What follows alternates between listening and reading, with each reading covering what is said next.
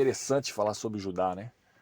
Por que que o Espírito de Deus aqui, ele deu esse intervalo muito interessante, né? Por que que não continua a história de José? Porque depois desse capítulo aqui vai continuar a história de José até acabar. Mas começou a história de José e o Espírito de Deus aqui fez questão de colocar aqui o capítulo de Judá no meio do caminho, né? Então a gente vê que Judá foi aquele que preservou a vida de José, né? Veja bem, e Jesus veio da tribo de Judá. Então Jesus nos preserva para quê? Para nós possamos aprender esse caminho e estar a ponto de sermos vencedores para poder governar com Cristo, né? Então a vida de José vai ser a mesma coisa, aprendendo um caminho de humilhação ali para depois ascender e ir lá para o outro extremo, né? A gente vai ver que ele sai da prisão, vai lá para o outro extremo, que é para governar. Então é justamente isso que Jesus está fazendo conosco, né? Mas aí Judá, que preservou a vida dele para que isso acontecesse, aparece aqui no meio da história de José, né? Nesse capítulo 38, separando 37 dos demais capítulos, está aí Judá no meio 38, capítulo 38. E a história de Judá aqui é o seguinte: ele vai para uma região, ele sai, larga os seus irmãos ali, né? Falou: aconteceu por esse tempo que Judá se apartou dos seus irmãos e se hospedou na terra de um adulamita chamada Ira. Ali ele conheceu, né, uma mulher que chamava Sua, com S maiúsculo, e teve ali 3 filhos. Um chamava outro Onã e o outro Selá, certo? Acaba que Judá arruma uma esposa para chamada Tamar. Então Tamar aí casa ali com e diz aqui que é o seguinte: o ele era totalmente perverso e o Senhor não agradou dele, né? Então a gente voltando a falar sobre a primogenitura aqui espiritual, né? Estava com Judá, seria o primogênito, né? Só que ele não queria seguir o Senhor, né? Não queria estar no propósito do Senhor. Então, provavelmente Deus deu tempo ao tempo aqui para ele, né? Porque a herança estava sobre ele, ele era o primogênito de Judá, era a herança espiritual, e ele não levou nada disso a sério. E aí Deus teve que tirar ele do cenário, né? Então Deus tirou por quê? Porque Deus está comprometido agora com a nação, né? Envia o Senhor Jesus, né? A primogenitura espiritual, vir o Senhor Jesus por meio de uma nação. Então Deus não estava brincando com propósito. E aí, quem brincou com propósito saiu do cenário. Então o aí fala que ele morreu, né? Quer ver, ó? Aqui, tomou Tamar como esposa.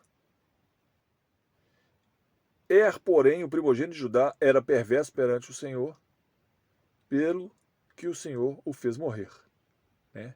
E aí o que acontece? Nessa jornada aí pela primogenitura, né? Onã passa a ser o primogênito, ok? Espiritual.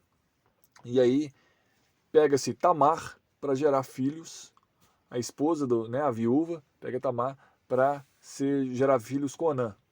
Só que Onã aí, toda vez que ia ter relações sexuais aí com Tamar, ele jogava o sêmen por terra, tirava o sêmen, né?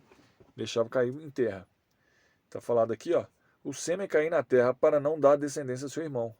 E o que acontece? Brincou com a primogenitura aí, a descendência, né? Isso, porém, que fazia era mal perante o Senhor, pelo que também fez este morrer, né? E aí o que acontece? Judá fala para Tamar o seguinte: olha, o Selá, ele está novo. Quando ele crescer, eu lhe dou ele como esposo, né? E aí passa o tempo, Selá cresceu, Judá não fez o que prometeu, e aí Tamar está com as vestes de viúva, né? E aí acredito que aqui que foi uma engenharia de Deus o que vai acontecer aqui, porque os planos de Deus, né, de trazer aí Jesus por meio de uma descendência, teria que acontecer. E a primogenitura estava sobre a tribo de Judá. Então o que acontece? Tamar, ela finge ser prostituta e vai para o meio de um caminho, para uma estrada, um lugar onde que ela sabia que Judá ia passar por ali, certo? O que acontece? Morre uma filha dessa mulher de Judá, que chama Sua, né? Morre a filha de Sua. que não era, parece que não era filha de Judá, parece que essa mulher já tinha essa filha. E essa filha morre e ele vem para esse enterro, essa coisa toda, né? Esse cortejo aí. E depois vai passar para ver umas ovelhas, né? Um rebanho, em outro lugar. E nisso Tamar fica sabendo, ela vai para o meio do caminho. E aí Judá passa por perto, vê ela e, e tem vontade de a possuí-la, né? E nisso ele faz isso. E ela pergunta: o que, que você vai me dar como pagamento, né? Desse programa? E aí ele fala: não, vou te dar um cordeiro, né? Um novilho aqui e tal. E ela fala: não, mas quem me garante que você vai me dar? Me dá então um penhor aí para que fique, depois a gente troque quando você mandar o cabrito aqui, parece que é um cabrito. E aí ele deixa. Ela fala: me dá o seu selo. Ele pergunta, né? Tem esse diálogo. E aqui, vamos ver o diálogo aqui, ó.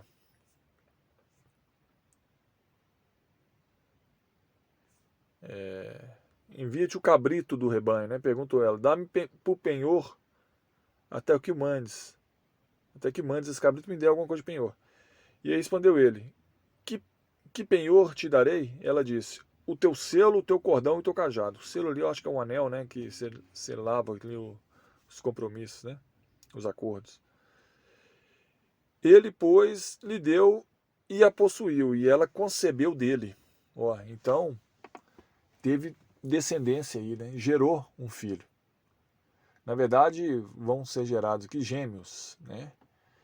Pérez e Zerá.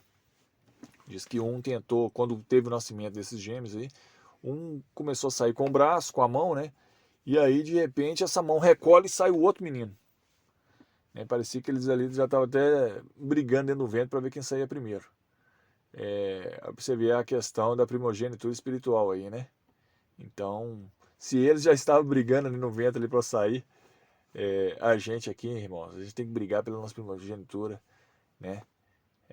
Para que sejamos vencedores, para herdar todas as coisas com Cristo, amém? Então, para finalizar aqui, o que acontece? Judá, ele vai embora, ele manda esse cabrito depois, ele não sabe que a mulher está grávida, que não sabe quem que era, né? Para ele era uma prostituta. Ele manda esse cabrito e quem está indo entregar o cabrito pergunta: cadê aquela prostituta cultual que ficava aqui e tal? Aí o povo da região fala: não, nunca teve prostituta aqui não, nessa região aqui não. Não tem essa prostituta que vocês estão procurando não. E aí eles voltam com esse cabrito, fala isso para Judá, né? E Judá fica, fala: tá, tomara que essa moça então ela guarde as minhas coisas lá, para que a gente não tenha problema, né? Não caia em opróbrio. E, e deixa o barco correr. Só que aí passa o tempo, que acontece? O pessoal vê que, passa 3 meses, o pessoal vê que Tamar tá grávida e fala: olha, Tamar adulterou, né? Por quê? Porque já tinha uma lei entre eles ali, não era a lei mosaica ainda, porque Moisés nem chegou, né? Mas eles já tinham alguma lei interna entre o pessoal ali de Israel, de que se a mulher adulterasse, ela tinha que ser apedrejada, né? Ela não teria que segurar a onda ali até para dar descendência, né? Ela teria que esperar o outro lá realmente crescer para poder dar descendência para ela. Se o marido morresse, ela tinha que casar com o outro, né? Então, só que Judá não deu o filho Selá, né? Ele já tinha crescido, ele não deu, ele como marido. E aí eles tiveram ela como alguém que adulterou e teria que ser apedrejada. Porque ela não respeitou as vestes de viúva, né? E aí ela fala o seguinte: olha, esse filho aqui é do dono desse selo, desses penhores que eu estou na mão, desse cordão, né, e desse cajado. E aí reconhece quem é o dono? Aí reconheceram de fato, era Judá. E aí Judá fica sabendo. E Judá fala: olha, essa mulher é mais justa do que eu. Eu prometi dar a ela o filho e não dei. Então ele assume ali, né? Não apedreja ela, ela passa a ficar livre novamente, não tem problema quanto a isso. E, e essa foi a forma usada para que gerasse descendência aí de Judá, né? Então, termina dessa forma. falando aqui, ó, depois lhe saiu o irmão em cuja mão estava o fio encarnado e lhe chamara Zera, né, os dois aqui, que saiu gêmeos, ó. E aconteceu que ela, para dar à luz, havia gêmeos no seu ventre, falando de Tamar. Ao nascer, um pôs a mão para fora e a parteira, tornando-a, lhe atuou um fio encarnado e disse, esse é o primeiro. Mas, recolhendo ele a mão, saiu outro e ela disse, como rompeste saída? E lhe chamaram Pérez. Depois lhe saiu o irmão, em cuja mão estava o fio encarnado, e lhe chamaram Zera, ou Zerá. Beleza, irmãos? Então no próximo nós vamos falar sobre, retomando a história de José.